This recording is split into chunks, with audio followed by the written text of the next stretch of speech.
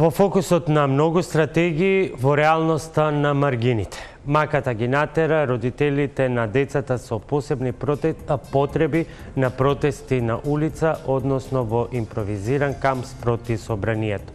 Од државата негрижа, од општеството стигматизација.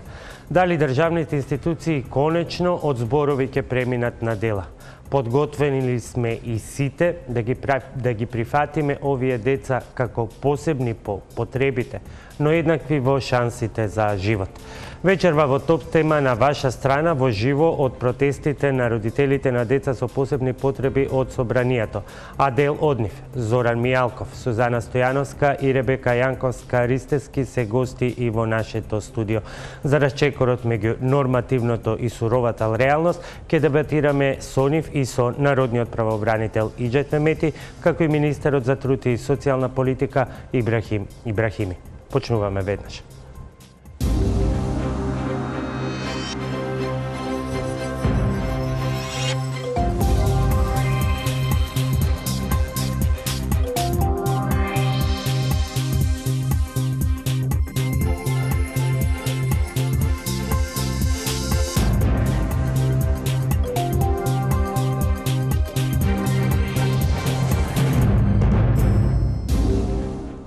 Кога наковалната е институционалната негрижа, а чеканот општествената стигматизација и стереотипи, протестот со шатори пред собранието е не само последно предупредување за вклучување на црвениот аларм и за будење на совеста и одговорноста на институциите, туку и на сите нас. Во фокусот на топ тема на ваша страна вечерва, протестот на луѓето, чии проблеми со години остануваат на маргините. А во студиото, директно од протестите пред собранието со нас се Сузана Стојановска, Зоран Мијалков и Ребека Јанковска-Ристевски. Сите тројца родители на деца со посебни потреби. Добро вечер и добре дојдовте. И како и господинот Иџет Мемети, народен правобранител, во чии архиви има останато многу анализи за оваа проблематика, и господинот Ибрахим Ибрахими, министер за труд и социјална политика, ресорот кој и досега, а и одсека ќе треба да ги нуди решенијата. Но пред почетокот на дебатата одиме спроти собранието на Република Македонија, каде е импровизираниот камп во кој протестираат десетинци родители на деца со посебни потреби. Таму е Сања Јовановиќ. Сања, очигледно и ниските температури не ги премислија родителите да останат и вечерва, втора ноќ пред собранието, што значи маката и болката, желбата и потребата да се слушне нивниот глас е поголема од се. Така е, Боби, како што ти веќе напомена, тука е студено, нема повеќе од 7 степени. Меѓутоа, овие временски услови не ги поколеба родителите на децата со посебни потреби да се откажат, да се поколебаат, остануваат тука, кампираат. Како што велат, не се задоволни од односот на државата и на незините институции.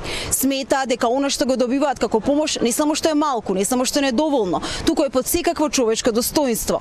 Како навистина таа изгледа борба во секојдневието, до нас ќе ни каже Билјана Николовска, таа е мајка на дете со аутизам. Добро вечер, Билјана. Добро вечер, благодарам на поканата. Како изгледа се биде родител на дете со посебни потреби во држава како што е Македонија? Тешко, многу тешко. Верувајте, животот на нас родителите во оваа држава за дечиња со посебни потреби е ептен, напорен и многу комплициран. Значи, еден родител е должен да се грижи комплетно за детето 24/7. Поддршката од државата комплетно е многу мала, маргинална. Значи, родителите се спречени да работат полно работно време. Ако има поддршка од старите родители, додека можат, помагаат, некако и се живее. Штом тие ќе остарат, многу е тешко. Значи, како поминува времето, децата растат, ние се помалку можеме, не знам, апел да се сменат работите, у секој случај. Цел ден сме вржани со децата, ги носиме на училиште, ги враќаме, ги храниме, детето си бара поддршка. Цел ден. Досега, како што јас веќе напоменав, помошта на државата е недоволна. Многу пати досега беа ветувани, многу пати реков решенија. Меѓутоа ни едно не беше реализирано во пракса. Каде треба да се почне според вас? Каде е вистинското решение? Вистинските решенија, мислам дека први да се сменат законите. Ако не знае нашава држава како да ги смени законите, нека и прочита законите на Шведска, 50% од тоа да оствари, ние ќе бидеме задоволни, верувајте. Значи, на сите нивоа има застои. Ќе ги носиме во училиште, ние родителите мора да седиме со нив. Значи, еден дефектолог за цело училиште не е доволен. Треба да се вработат дефектолози во училиштата, например, еден момент. Не може секој родител да си дозволи личен асистент да го плаќа приватно. Тоа се големи пари, 12-15 илјади. Некој може да си го дозволи, не секој. Значи, фактички, добар дел од дечињата се запоставени, што не може тоа да си го дозволи. Значи, еден родител мора да се и со него. Ако не може, у тој аспект, у аспект на диагностицирање, еве со аутизмот, например, комплетно, да се направи голема измена во раното откривање, раната детекција на аутизмот. Тука најмногу и може да се помогне кога дечињата се помали. Ние родителите лутаме, одиме од врата на врата, одиме талкаме, многу време губиме во самото диагностицирање, верувајте. После анализите што ги правиме, праќаме по странство, правиме анализи во странство овде. Немаме лаборатории, немаме стручни кадри доволно, значи да се едуцираат кадрите.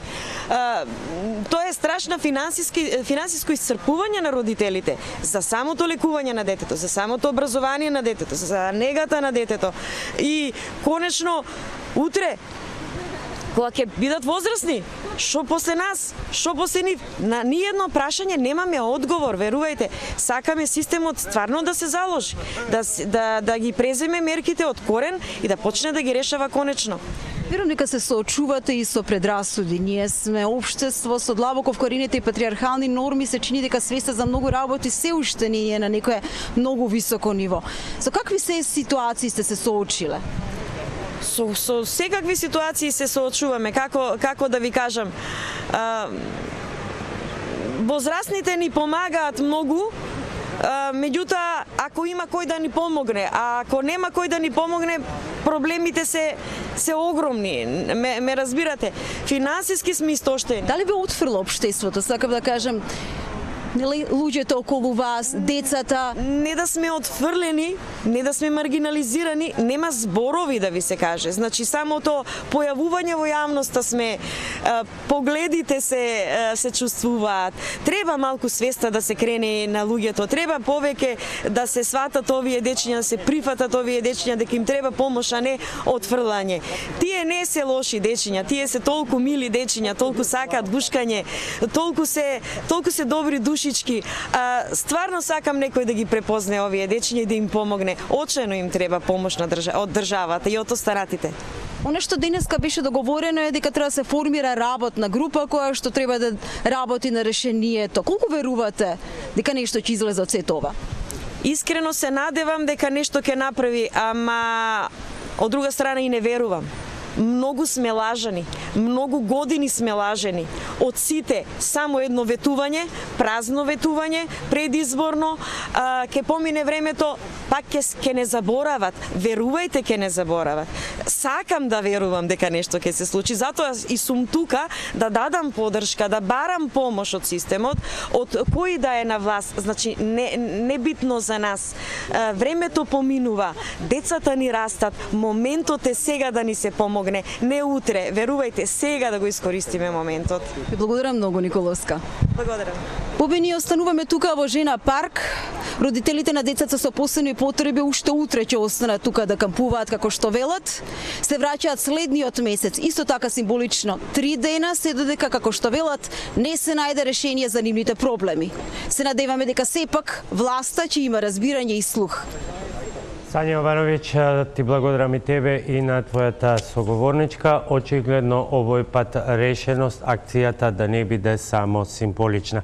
Продолжуваме со дебатата со моите гости. Мијалков, еве, бидејќи сте родител исто така на дете со аутизам, во дел од изјавите деновиве, вчера и денеска, рековте дека мојот ден трае 48 часа во обид да му го овозможам денот на мојот 11 годишен син. Што е тоа толку натоложено низ овие 11 години за да се излезе на протести сега, во овој момент и со оваа листа на барања за која што ќе дебатираме веќе? Прво, ние не изреговме на протест, туку ова е мирен собир, значи не протестираме против никого, нема политика, сите ги сакаме, ги почитуваме и веруваме дека тоа ќе ни се вати, значи на добро ќе се вати со добро. Ќе ви коригирам, политика мора да има, бидејќи за ова е потребна сериозна политика, но не треба да има политизација. Така ние и рековме и пред време осудивме ако некој се обиде да извади политички поени од нашата борба.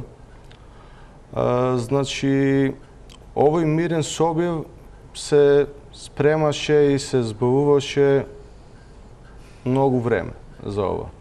И многу ќе кажат зошто сега. Да, имаше такви дилеми зошто сега, бидејќи еден вакуум простор во кој што практично нема влада. Ние имаме министер, меѓутоа по некаква техничка функција. Значи, јас кога ме паша другите водители, кога ја кажав идејата после Великден во моето здружение и понатаму сите ја прифатија,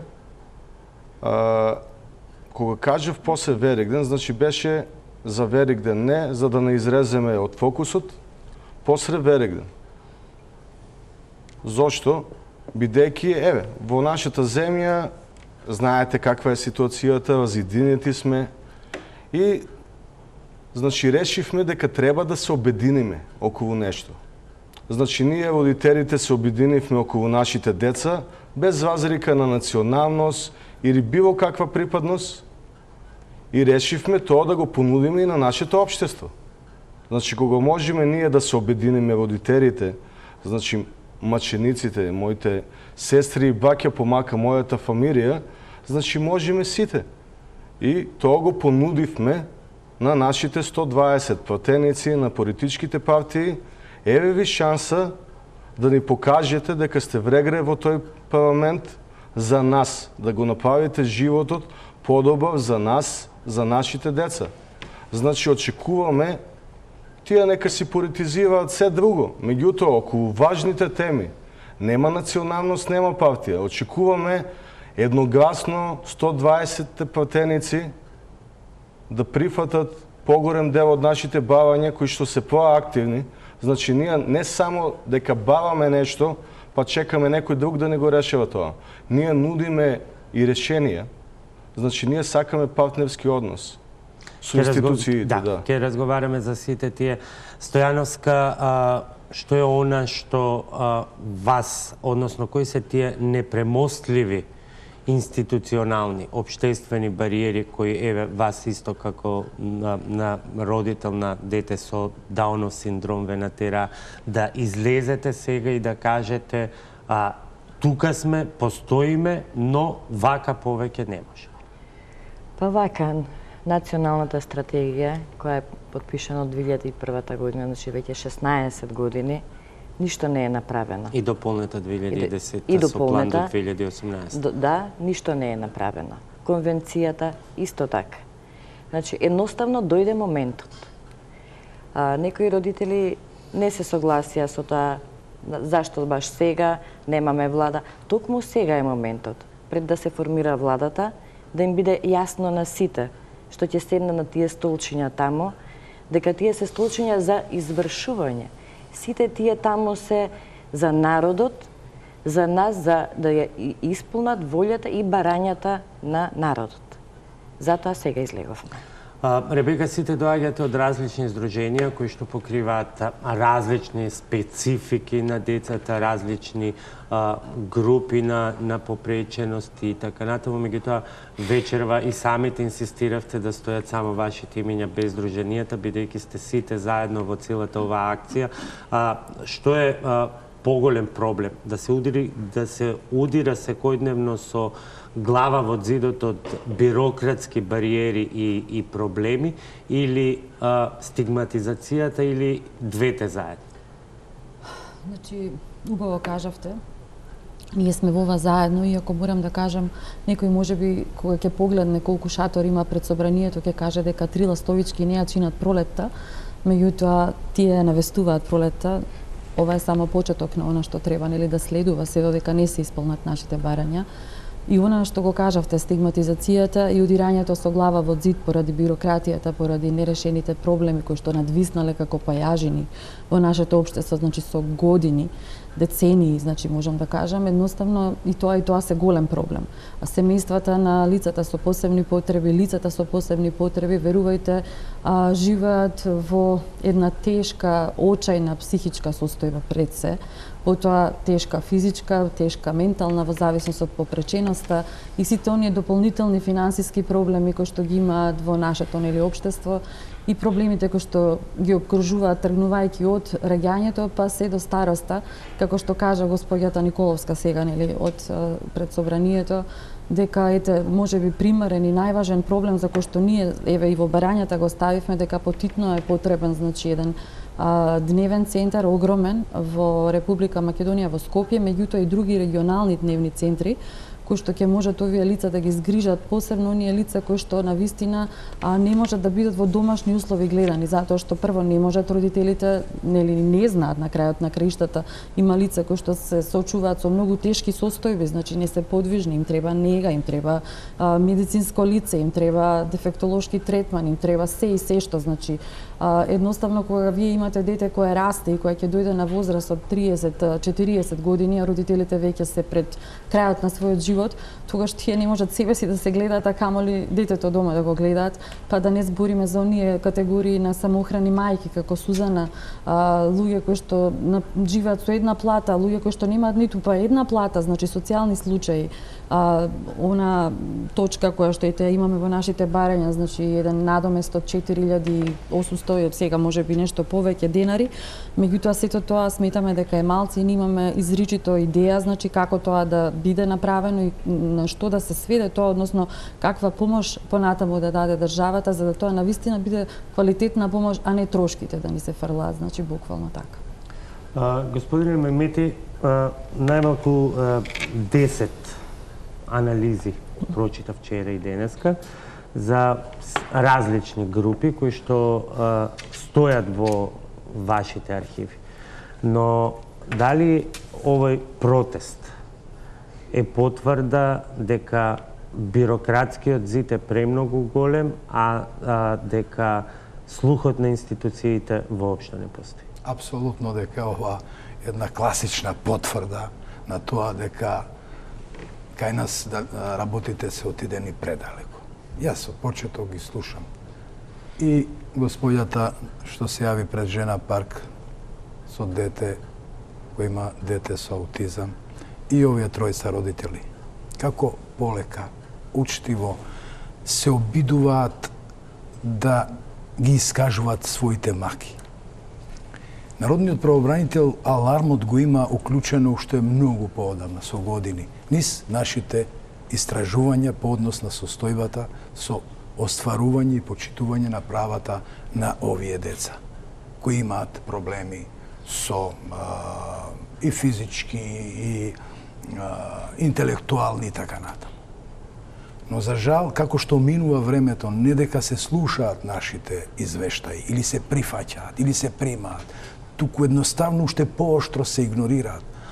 А нивните маки стануваат уште посурови. Поготово во време кога институциите не ти функционираат, не може да се каже дека имаат помалку маки по однос на остварување на правата на нивните деца. Видете, денеска слушнавме дека имаат формирано работна група. Во таа работна група најклучната институција не знае, не е повикана.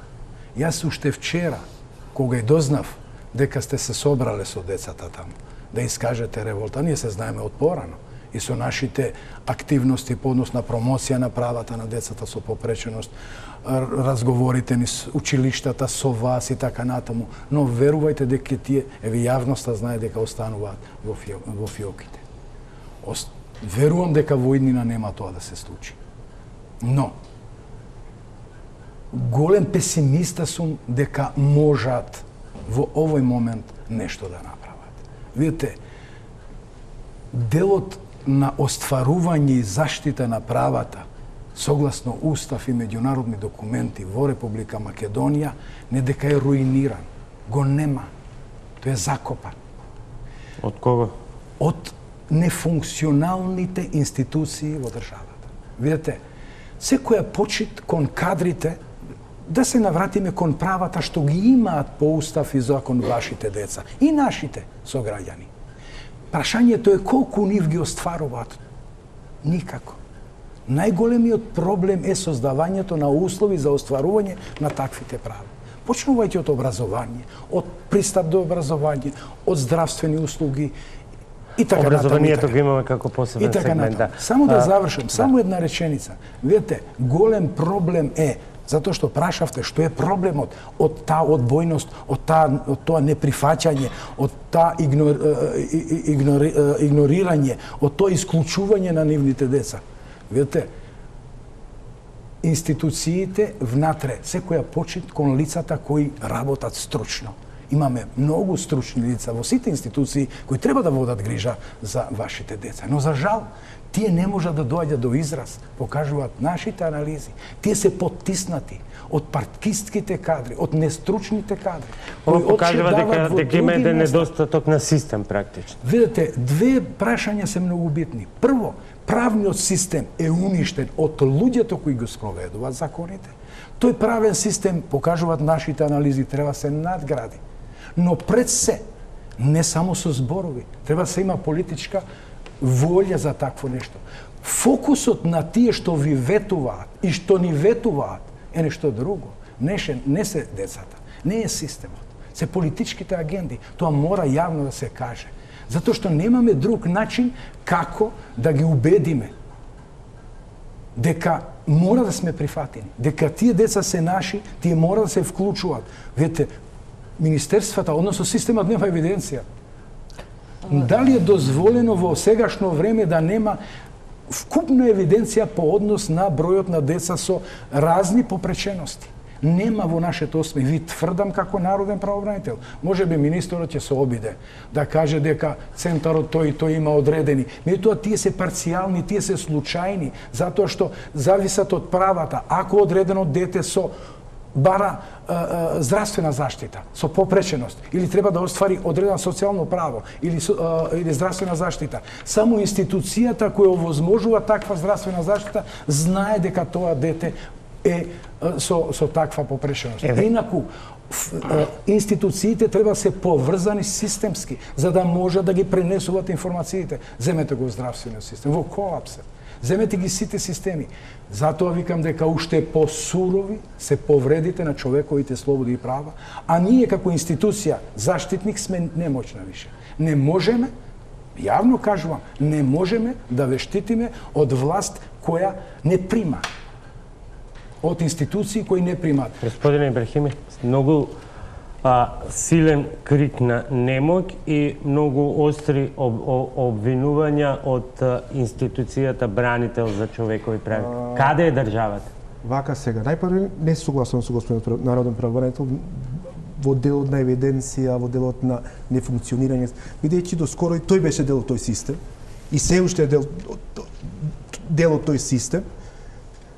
Иако можам да истакнам дека сега има улога на бранител на интересите на граѓаните. Меѓутоа, доскоро беше и тој дел од тој систем. Во делот на евиденција, секој оној кој што се обратил до Министерството на труд и социјална политика, значи Министерството и центрите за социјална работа имаат база на податоци за оние кои што се корисници. Меѓутоа не значи дека сите тука се евидентирани. Тука што се разликувате од тоа што јас.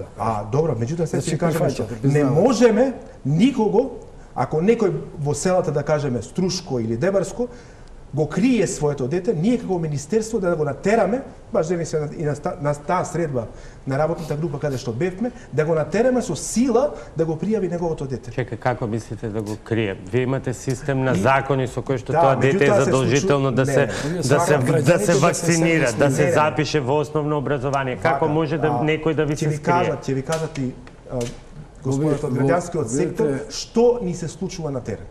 Значи тие се сами дека одредени се срамат дека нивните деца се имаат Даунов синдром или нешто друго и не сакаат да ги пријавуваат во институциите дека таквите лица постојат. Меѓутоа секој оној кој што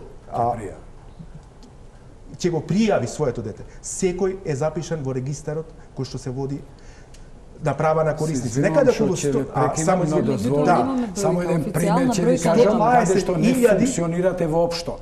Се случи прошлата година за голема група на граѓани, односно деца, лица со попреченост, кои остварува или социјална одредена заштита или здравствена заштита. Поради не ваша координација меѓу Фондот за здравство и вашите, како ги викаат, центри за социјални работи, во најмала рака реков дека е несериозен начинот како работите и пристапот кон тие деца и кон спроведување на закон. Затоа што од еднаш со едноставно самоволие фондот одлучи да не издава потврди за децата да може да остварува здравство, така ли е да остварува здравствена заштита, да не беше народниот правобранител да реагира. Вие тој проблем ќе го имавте. Вие сте извршна власт, имате центри за социјална политика, имате, како се викаат, фонд за здравство, ќе ги викате, ќе ги координирате, ако сакате сериозно да работите. Проблемот е во самоволието на народот. Јас се согласувам дека навистина во руралните средини, во селата има семејства кои што ги кријат децата. Се согласуваме. Меѓутоа тие деца сепак се јавуваат на матичен лекар. Че сепак имаат некаков проблем, нели здравствен, ако не во однос на состојбата нивна примарна таа која што е, тој матичен лекар може нели да ги запише дека тоа дете ќе го види дека има некаква друга проблематика. И тоа може многу лесно да се направи со некој софтвер, со некој систем. Така да имаме закон за задолжително образование, така да може да се види как дека новороденчето не е запишано. Зборам уште порано, на матичен, на лекар, ќе отиде детето и ќе се заведе. Да се задржиме до барањата. Поделени се во две групи. Она што вие сметате дека треба да биде решено итно за 6 месеци и за подолгорочен период за 3 години. Зошто ваква подел? Па, ајде Зоки прво ти. Значи зошто? Затоа што имаме предлози за измени на закони, дополнување на закони за кои што не се бава оптовување на буџетот. Значи, тоа се закони кои што може да се изменат многу ресно. Значи, веќе наши родители, адвокати, судии, кои што имаат деца со посебни потреби и наши пријатели, значи, благодариме и на Народниот правобранител и на други институции што ни се на помош, подготвуваме закони кои што ќе ги додериме буквално народски кажано на тацна на нашите пратеници и можат во првите 100 денови тие да бидат изгласани. Бидејќи многу со тоа ќе се даде еден сигнал дека ова општество и овие пратеници извршната власт е решена конечно да почне да ги решава проблемите на децата и возрастните со посебни потреби. Токму поради тоа, секој месец, додека да се формира влада, ќе зреваме во истото време по 3 денови. Значи понатаму, што ќе се случи? Кога ќе се формира влада, таа влада ќе има 100 денови за да реализира дел од нашите бавања кои што се вметнати во рок од 3 месеци. Значи, ако тие почетни бавања не ги исполни за кои што нема потреба од оптовување на буџетот, тогаш после тие 100 денови буквално ќе се случи народ, родителите, фамилиите, пријателите, комшиите, сите ќе излеземе во Скопје и веќе нема да се вратиме додека не видиме дека стварно некој е решен. Зголемување на посебниот додаток нега на друго лице, а се однесува на лице со посебни потреби. Лицата со посебни потреби кои се постари од 26 години да се издвојат од возрастните кои примаат нега на друго лице. Надоместокот да зависи од здравствената состојба и од потребите на лицето, а не од возраста. Корекција на правилникот надоместна плата на родител на лице со посебни потреби не смее да биде помал од половина од просечната нето плата за последните 6 месеци. Се извинувам, меѓутоа, за ова да го разјасниме, мора едно лично прашање. Да. Колку средства, не навлегуваме сега во она психичка состојба што посветено, што е неопходно. Вие велите дека вашата сопруга станала домакинка, ја напуштила работата, што е уште еден минус во семејниот буџет. Колку средства се потребни, еве, конкретно во вашиот случај, и што доколку некој не може тие да ги обезбеди? Што станува со тие луѓе? Еве, значи, ние се договоривме да не збориме за личните наши проблеми, меѓутоа, еве ме пашавте. Ова се однесува за сите го доживуваат ова. Представниците на родители со аутизам Сите мои имавме баки и сестри се соочуваат со ова и сега ќе ви одговорам. Значи, со една плата просечна во Македонија, ние не можеме да преживееме. Значи, имаме среќа некои родители што нашите родители ни помагаат, или имаме пријатели кои што ни помагаат, меѓутоа тоа нема да биде вечно и ќе дојдеме во ситуација да треба да биваме дали овој месец ќе јадеме и ќе ги платиме сметките или ќе ја платиме терапијата на нашите деца. Значи, кога мојата мајка ќе ја нема, јас ќе се соочам со ситуација да бивам дали ќе јадеме или дали мојот син ќе има терапија. Значи, јас би одбрал да има терапија моето дете. Ребека, не знам да не бидам погрешно сватен, меѓутоа станува збор за некој вид на поконвенционални или познати групи на деца со попреченост. Меѓутоа имаме уште една група, а тоа се група на деца со ретки болести, која што пак има значителен број многу други специфики. Значи, откако еве ги напишавме овие барања, исто така лицата кои што се засегнати, односно кои се лица со ретки болести, родителите на деца со ретки болести, има иницијатива една, значи да се направи една стратегија, еден правилник кој што посебно ќе си влезе во програмата, значи како ретки болести, затоа што ретките болести никаде ги нема во законите, воопшто не постојат. За жал, за некои лица кои што имаат ретки болести, кои на нив не им пишува дека имаат ретка болест, значи понекогаш се во хоризонтална состојба, не можат да се движат, не можат да функционираат поради нивната состојба. Им требаат асистивни технологии, лекови и така натаму. Значи ортопедски помагала во некој период од нивниот живот. Едноставно има специфики кои што се различни, да речеме, од оваа група само на посебни потреби и едноставно мислам дека треба да постои посебна програма, значи, која што ќе биде искреирана токму за овие лица, значи, кои што имаат ретки болести, на таква група да постои.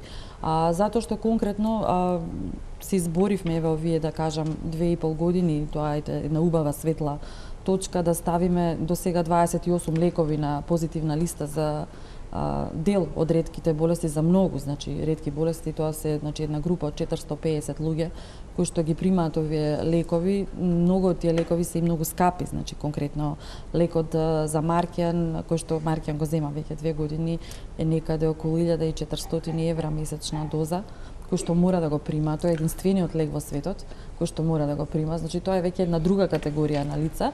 Меѓутоа еве за лековите веќе почна, веќе се прави центар за ретки болести, така да полека се решаваат тие работи, конкретно кога зборам за оној медицинскиот дел.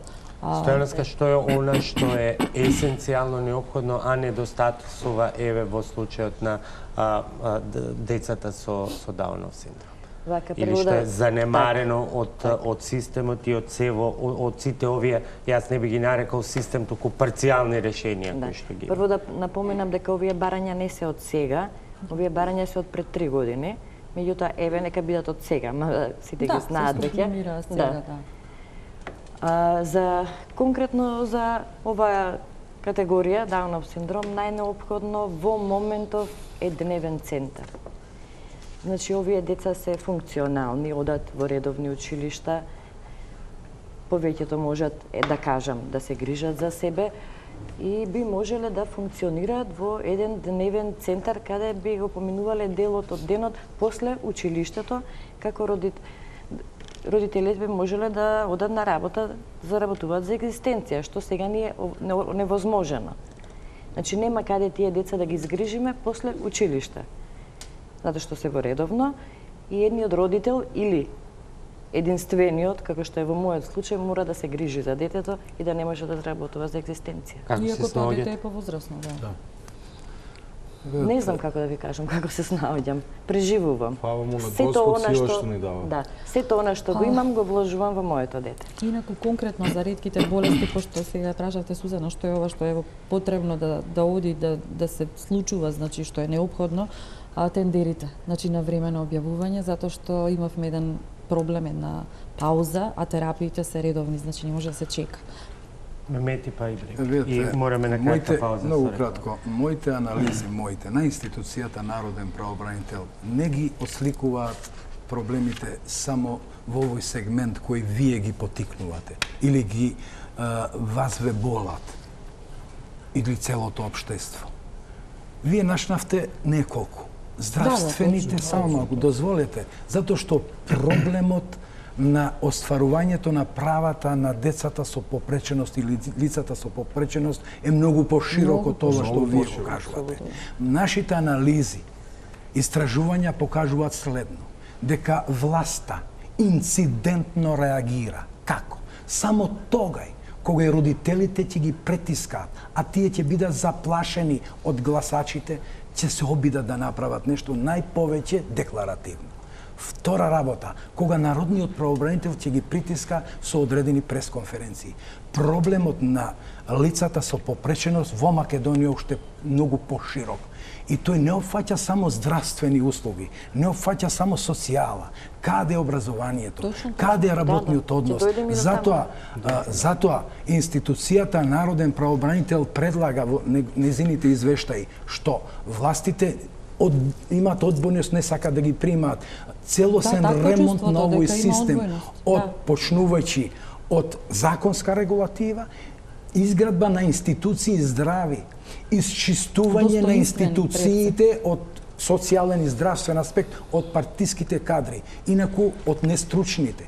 Инаку ќе продолжи агонијата, ќе продолжи да се носа стратегии и ништо нема. Мораме тоа ни е обврска, мораме да одиме на реклами, па се враќаме со господинот Ибраими. Имаме и конкретни показатели за тоа каква е сега состојбата со она што во моментов државата го смета како доволни социјални бенефиции во кој ги обезбедува системот и верувам дека тоа ќе биде интересна основа за продолжување на дебатите. Останете со нас. Добре дојдовте назад во студиото, продолжуваме со дебатата, а како темел за она како е поставен во моментов системот, што се бара и што може да прифати и треба ново да понуди државата, фактографска анализа на сегашните социјални бенефиции кои што ги имаат лицата со попреченост на Александар Манасиев. Неколку специфични надоместоци, парична или помош во натура им следуваат на децата со посебни потреби, односно на нивните родители. Правата на социјална заштита се регулирани со низа закони и подзаконски акти. За дете со пречки во телесниот или во менталниот разбој се обезбедува посебен додаток во висина од 4202 денари. Носител на ова право е еден од родителите на детето или старателот. Им следува на деца кои имаат пречки во телесниот или менталниот развој, најтешки форми на хронични заболувања или најтежок степен на оштетување на слухот, видот и говорот. Посебниот додаток го земаат додека децата не наполнат 26 години. Оние кои имаат 100% телесен инвалидитет и не може да се движат без инвалидска количка или имаат пречки во менталниот развој и се движат исто така со количка, имаат право на така наречен додаток на мобилност. Овој додаток изнесува 7000 денари, а оние кои ги исполнуваат условите може да го земаат додека не наполнат 26 години. Специфични додатоци има и за оние кои се слепи или глуви. Па така, право на така наречен додаток за слепило им следува на оние кои имаат 98 или 100% оштетување на видот. Сумата што им следува е 7000 денари.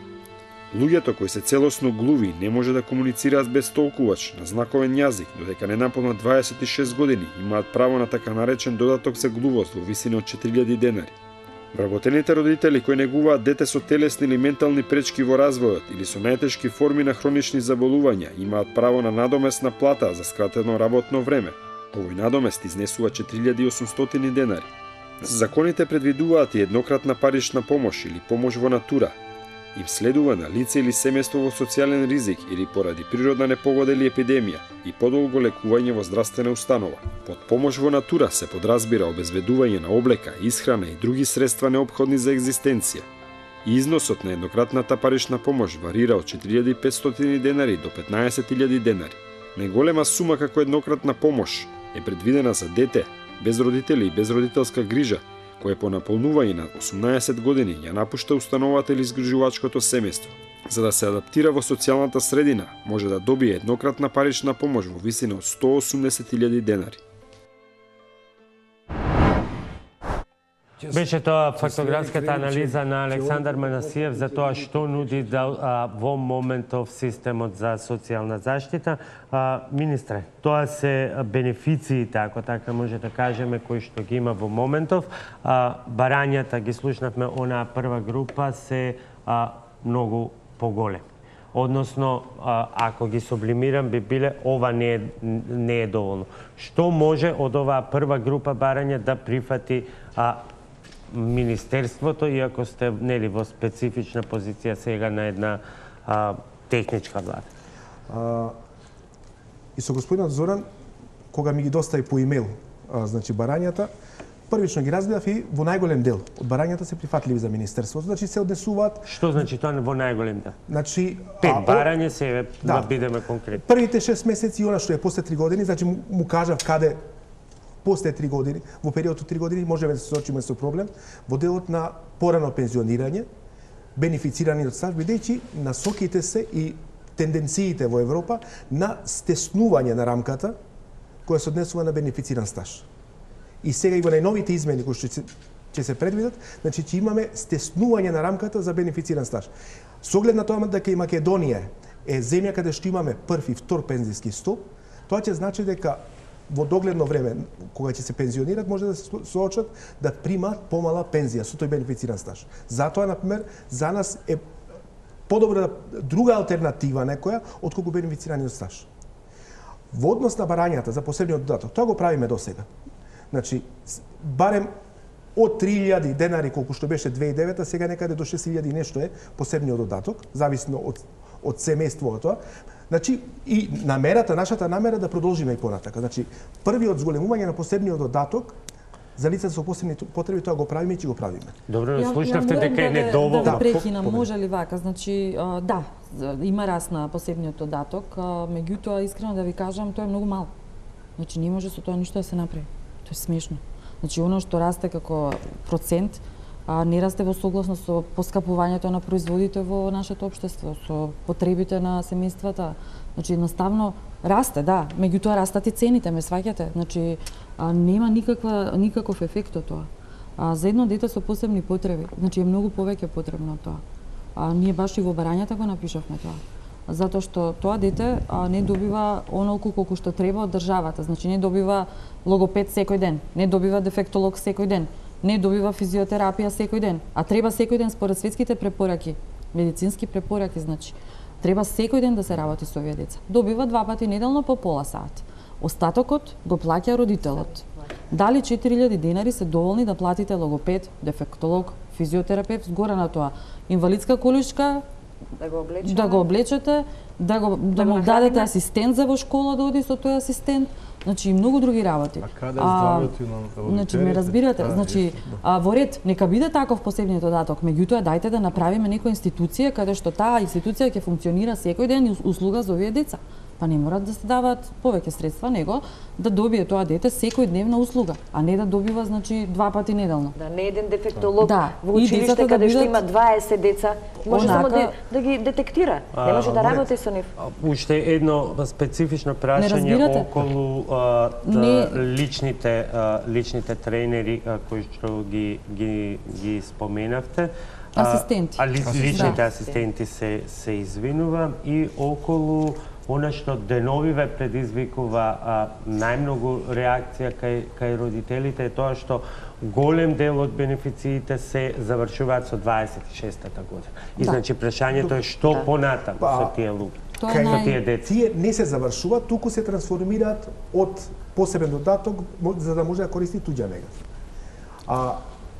Во најголем дел се така. Да, меѓутоа таа туѓа нега никогаш не завршува кај туѓо лице. Повторно родителите остануваат со децата, значи. Туѓата нега е за нешто друго, тоа е за лицето што е со посебни потреби. Тоа е за негователот. Затоа што тоа дете пораснало. Да. Лицето со посебни потреби нема ништо. Добро, за мене, значи јас сега кажам тука како министер, за мене ништо не е спорно и ова да го внесеме, бидејќи дали ќе прима туѓа нега или посебен додаток, тоа ќе, ама добро, во ред.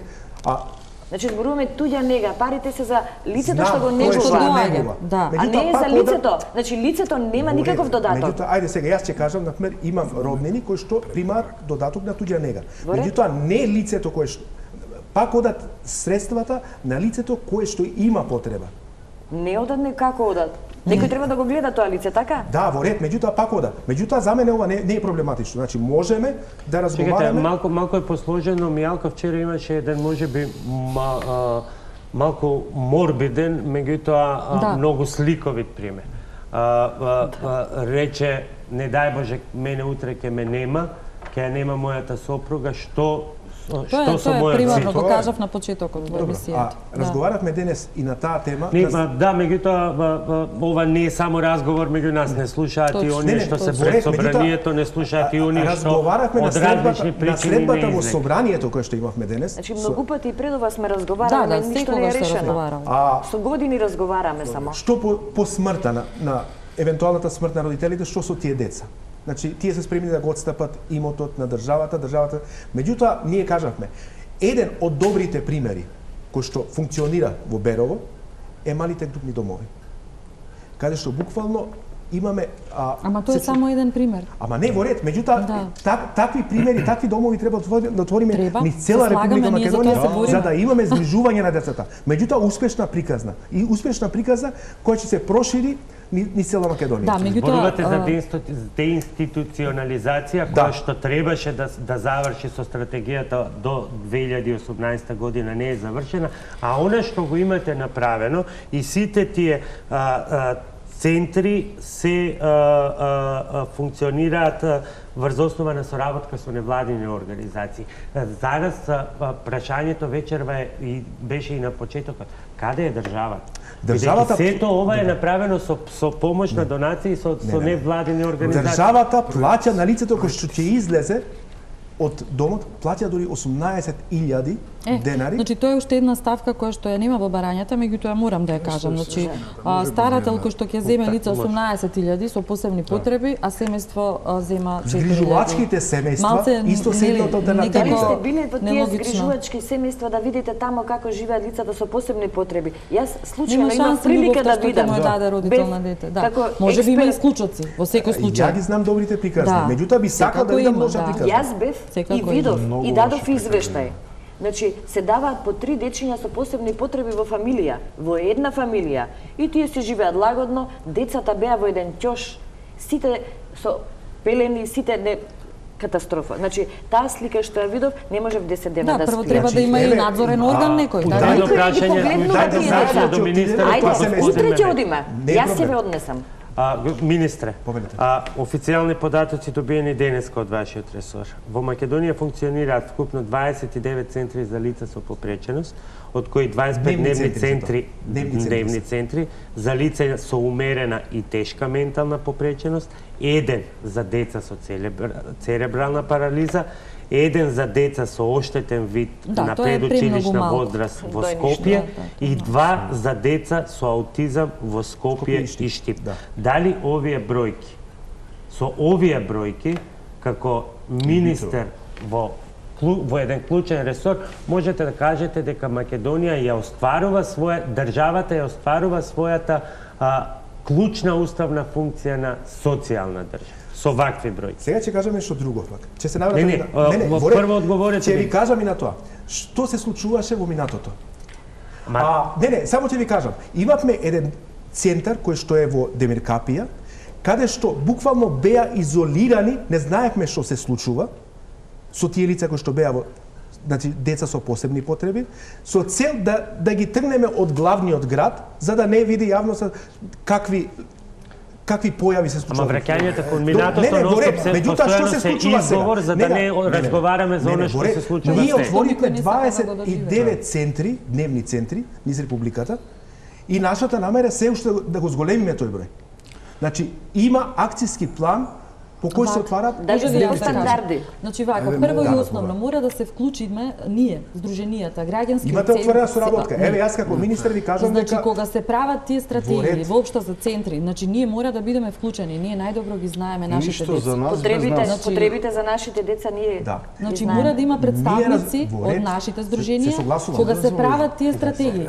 Прво, значи тие центри, јас ќе ви кажам, сум била у 2. Тоа се 2 соби, мислам искрено ништо не може таму да му се понуди на едно дете посебно. Значи по никакви стандарди. Нема стандарди таму. Центарот за тоа што јас сум го видела. Добро сега, за аутизам во аеродром, јас кога го отворија, значи со средства од надворешни средства, можам да речем ги исполнува стандардите кои што бидејќи сепак. Тој центар јас го знам. Во ред, меѓутоа повеќето не се такви. Значи да не се фаќаме за многу малку примери кои што се имаме родител со такво дете, 2 центра, еден во Скопје, еден во Штип. Сметате дека е тоа доволно? Во Штип е подрум од зграда во физички одделена населба од градот, значи сепарирани деца, каде што центар е само на име. Дали има стручни лица што работат? Нема стручни лица обучени. Значи не го изгуби детето, Зоран? Па да, 2 пати. Дали тоа министр мисли дека е дневен центар за деца со аутизам? Значи ние оште пред да се отвори тој центар, јас изреков на телевизија, значи осетив дека има шанси да се случи такво нешто и апелирав. Ако сакате да отворите центар за аутизам, прво обучите кадар за тој центар. Еве, јас сум еден од тој кадар, значи имам завршено и имам сертификати за некои од терапиите што се изведуваат со деца со аутизам. Значи можеше мене да ме ваботат во тој центар, од библиотеката да ме префарат, бидејќи сум најстручен.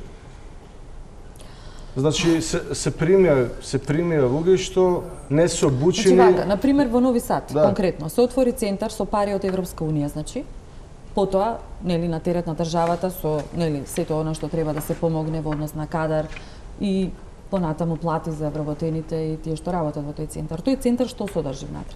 Значи тој центар содржи дефектолошки третмани, физиотерапевски третмани, логопедски третмани, солена соба, базен за хидротерапија, за терапевско пливање. Надвор имате градина каде што децата садат цвеќиња, каде што работат, дури има и значи еден депанданс каде што децата кои што не се од тој град можат да преспијат, да живеат, да добијат третмани и така натаму.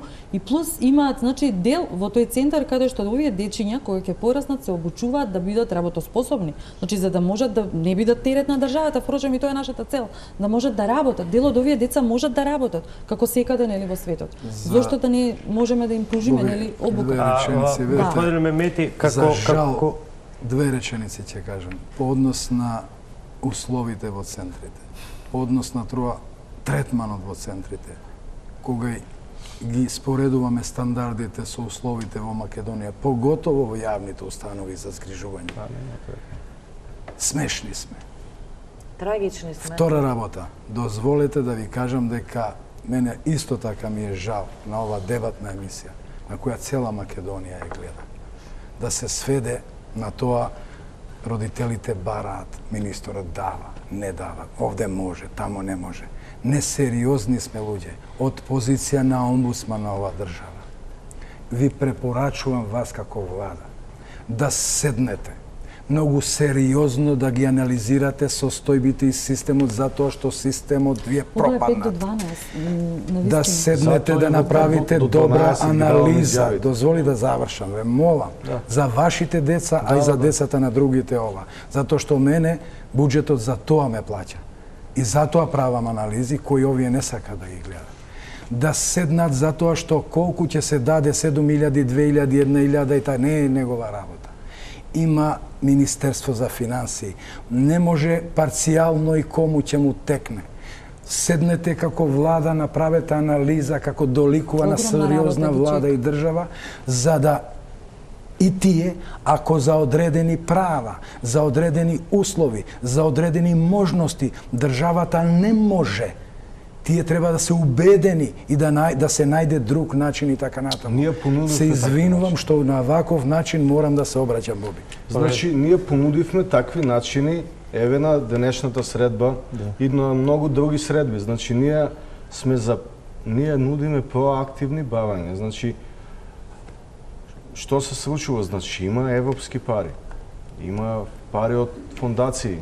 Меѓутоа, тие пари, за да дојдат тука, треба да има целосна отчетност за тие пари. Затоа ни треба институции кои што ќе бидат гарант заедно со нас дека тие пари ќе бидат искористени за она што се наменети. Токму затоа ни треба тој партнерски однос и желба на институциите конечно да помогнат. Значи, ако не видиме таа желба, само ќе биде празни зборови и на тоа ќе остане. Како да се направи еден очигледно е потребен мултидисциплинарен систем. Не е потребно сега, без оглед дали е тука господинот Ибрахими, после месец, 2-3 ќе дојде на негово место некој друг кој што самиот ќе каже лично јас како министер сум подготвен. Колку е потребен еден мултидисциплинарен систем, бидејќи сурови се бројките повторно од извештајот на народниот правобранител. Од 67 училишта во кои учат деца со аутизам, сега се извинувам, меѓутоа само за оваа категорија постојат податоци, само во 39 наставниот кадар посетувал обука за работа со деца со посебни образовни проблеми. Или од 67 училишта каде што има вакви деца, дефектолог има во 39, во 15 нема. Меѓутоа во оние 39 во кои што има, во 26 е вели обезбеден со помош на родителите. Јас лично го обезбедувам. Те се наши податоци, така од нашето истражување. Значи, она што мораме да го направиме, јас се сложувам со народниот правобранител, меѓутоа разберете не и нас. Значи, не нас, мене, Зоран и Сузана. Родителите на лицата со посебни потреби, знаете како се чувствуваат, како постојано да им бега возот. Веќе знаете како уморени се од барања. Дури и на протестот не дојдоа затоа што тие се уморени, немаат време да ги остават децата, ниту па имаат на кого да ги остават.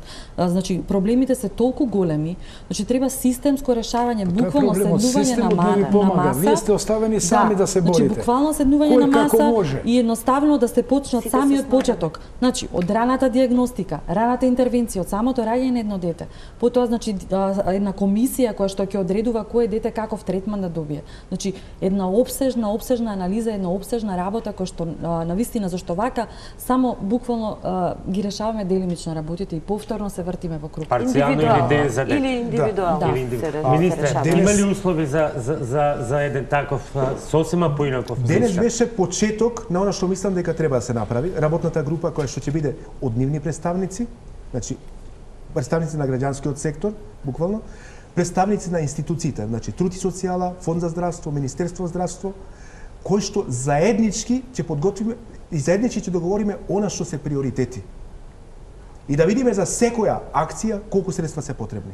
Значи тоа е единственото решение. Не само средства, него воопшто стратегија. Стратегија. Како се работи. Стратегија има, меѓутоа стратегиите се извинувам, но тука морам да ве прекинам, бидејќи апропо барањава денеска имаше и мала политизација, односно излезе СДСМ, даде поддршка, ВМРО реплицираше во контекст на ова што вие го велите, постои спремност. Одговорот на ВМРО ДПМНЕ денеска, значи на стожерната партија во техничкава влада, беше сите овие барања се опфатени и реализирани во стратегијата 2010-2018. Тога што им нудите на луѓево, ако и зошто се тие на улица, ако се е исполнет? Секоја стратегија може да се надгради, така ли? Па и ова е надграден. Да, меѓутоа во денешниот разговор која што бевме, сообщението. Сигурно од ВМРО. Не го слушнав. Министерот? Да, добро, ајде да ги занемарим овие мали меѓусебни. Денес кога разговаравме, договоривме идни чекори, значи. Лично, значи ќе присуствувам на работните групи со цел за да дадам подстрек и едноставно за да едноставно заеднички најдеме решенија кои што ќе бидат во нивна корист.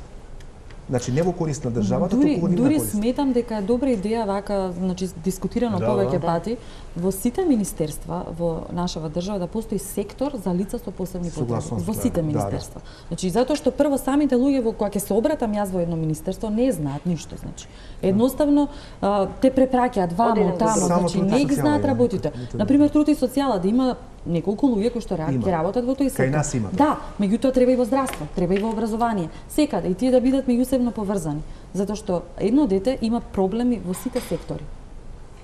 Верувате ли дека ова ветување, овие навестувања за некаква работна група може да вродат нешто со плод или понатаму се ќе остане на она горчливо искуство? Значи веруваме само во дела. Значи кога ќе видиме на дело, значи ние се состануваме со сите нив. И човек е човек ако си стои на зборот.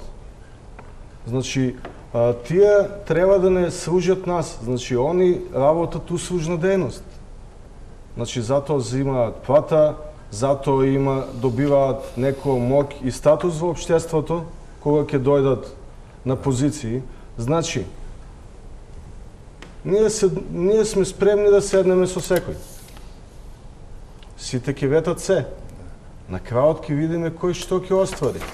Значи, Госпоѓата што ја вклучивме на почетокот рече скептична сум, многу не лаже. Да, точно. Значи, еден од проблемите во нашето општество е лажењето. Значи, а вистината е најбитната работа.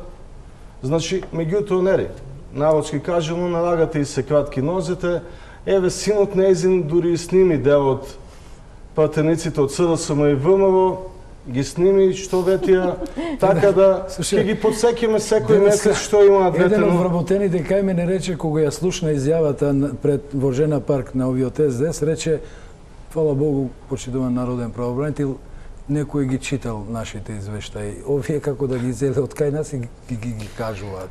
Значи, мора да постои контролен механизам. Значи, мора да има некакво тело што ќе ги следи сите овие работи. Покрај тоа ние што ќе направиме работна група, ќе разговараме, значи мора да има рокови и мора да има санкции. Значи мора нешто такво да постои.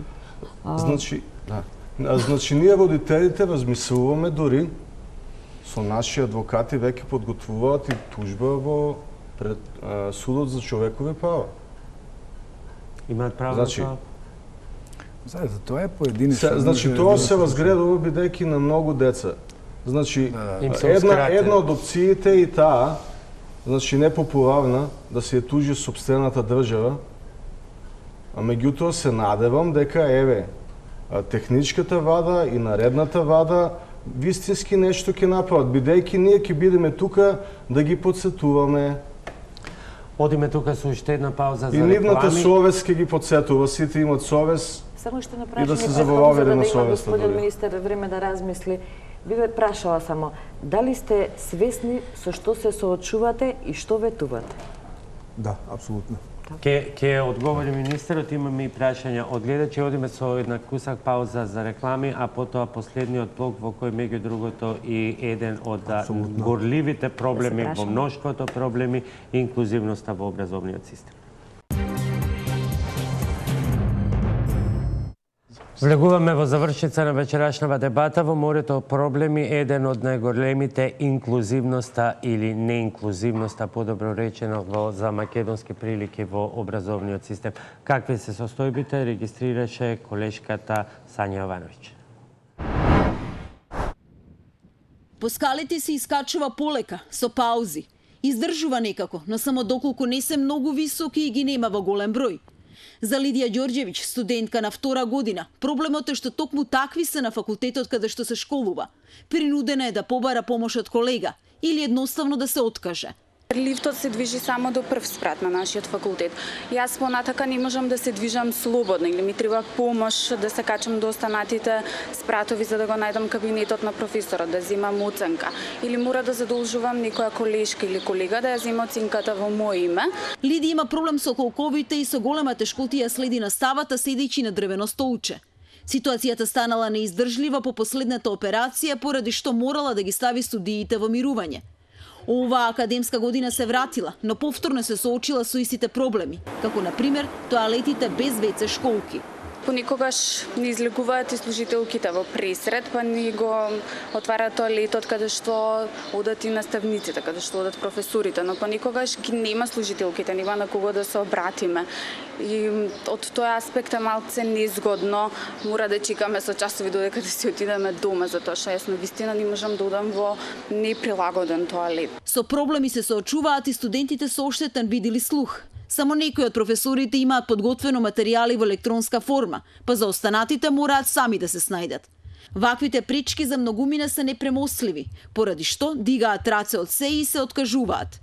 Во последниве 5 години само 71 студент со попреченост се запишале на УКИМ, од целосната цифра на студенти на УКИМ, додека само 5 од нив го завршиле целосно студирањето, односно целиот циклус на студии, додека податоците од Агенција за млади и спорт, од Агенција за вработување покажуваа дека во Македонија се регистрирани 1500 невработени лица со попреченост, а само 42 од нив имаат завршено високо образование. Високото образование е сепак недостижна цел за поголемиот број лица со попреченост. Проблемите почнуваат уште во основно училиште каде недостасуваат дефектолози. Во очаен обид оптимално да ги развијат способностите на своите деца, родителите ангажираат лични дефектолози. Секако оваа опција не е ефтина и малкумина може да ја дозволат. Многу родители имаат проблем затоа што нормално средствата се тие што ние не само дефектологот, имаме и приватни часови, многу други издатоци за да може да се дојде до овој резултат. Колку го плаќате дефектолог?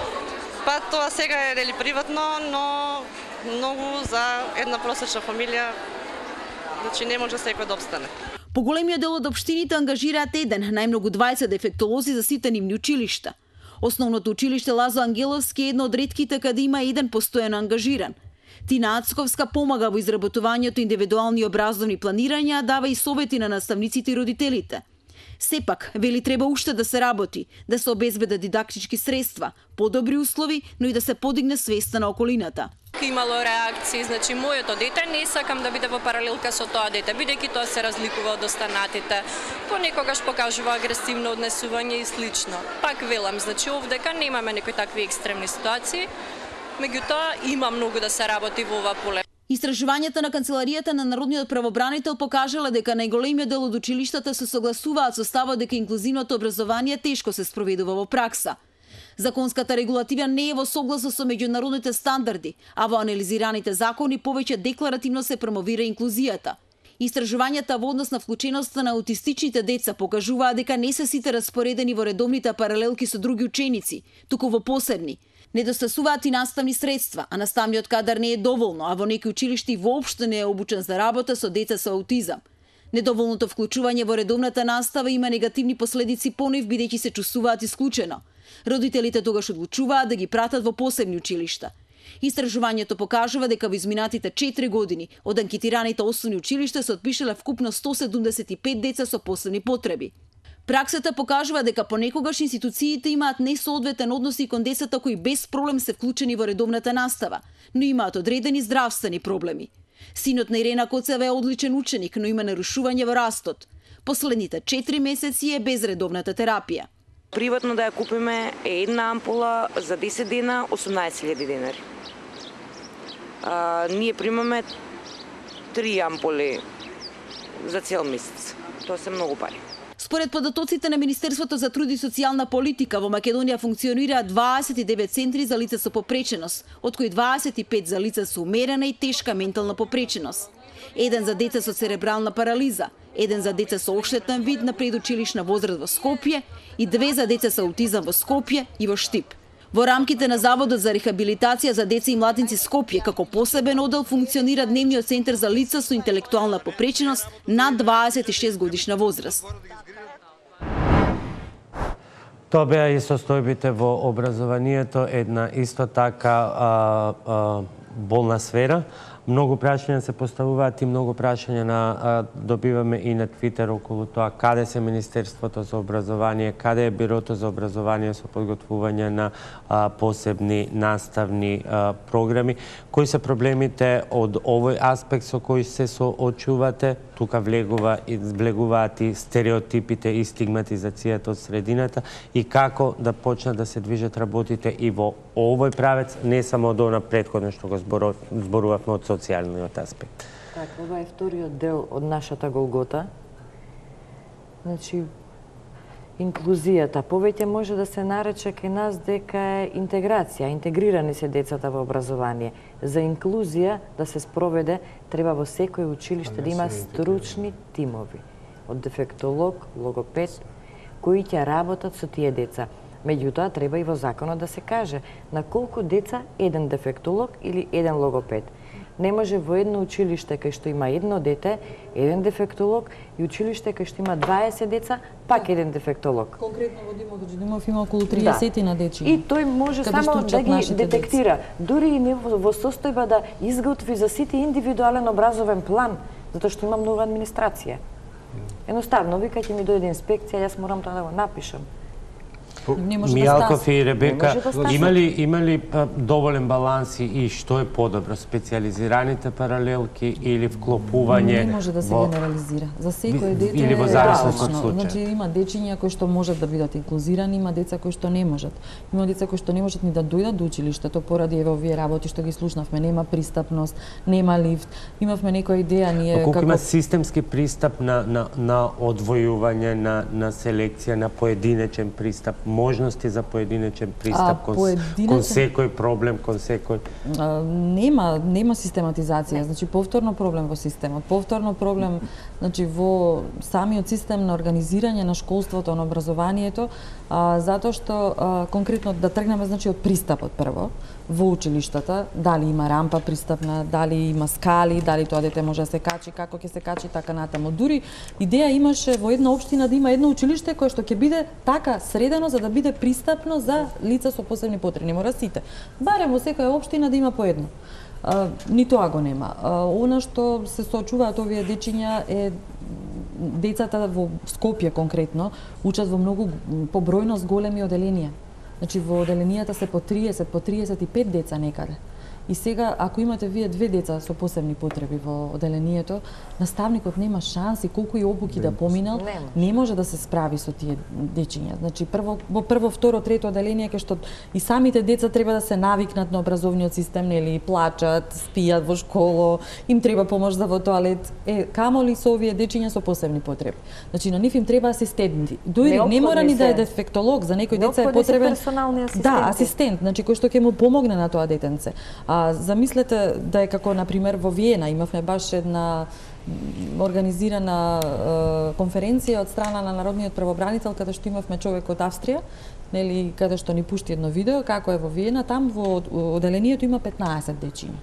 И во тие 15 дечиња има едно или две деца со посебни потреби, плюс асистент.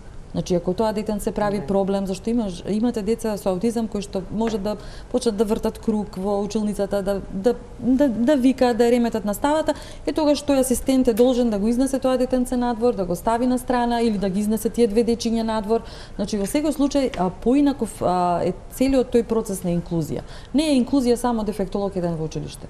Да се разберем. Тоа не го решава проблемот. Колку постои тој систем на баланс на утврдување на вистинските потреби на учениците за да не дојде, бидејќи од една страна... Ја основата ќе ви кажам, значи од инклузија може би има и буквата само и треба да ја испишеме инклузијата.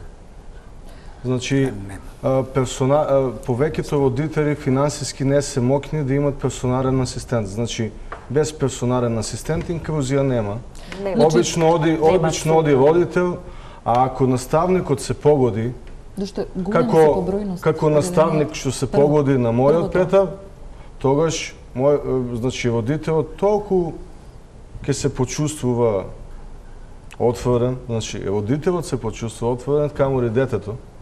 Прво и наставниот кадар значи, не е обучен, не е мотивиран. Во нашите барања имавме како мотивација поголема плата за тие оделенија каде што има наставниците да имаат поголема плата, каде што има дете со посебни потреби. Има примери на наставници извонредно добри. Дури пред некој ден ми пише еден наставник кој пишува книга кој што има дете со посебни потреби. Фала на Господ. Имаме наставници кои што се одлични, меѓутоа пак ќе кажам во оделенија каде што има голема бројност нема шанси, значи без асистент да функционира оделението. Или еве да ви кажам, значи куќе се почнува од темерите се градинките. Да. Во градинките се случува страшна работа. Пример, има дефектолог на неколку кронови, еден дефектолог, а има повеќе деца со посебни потреби. Значи, тоа е...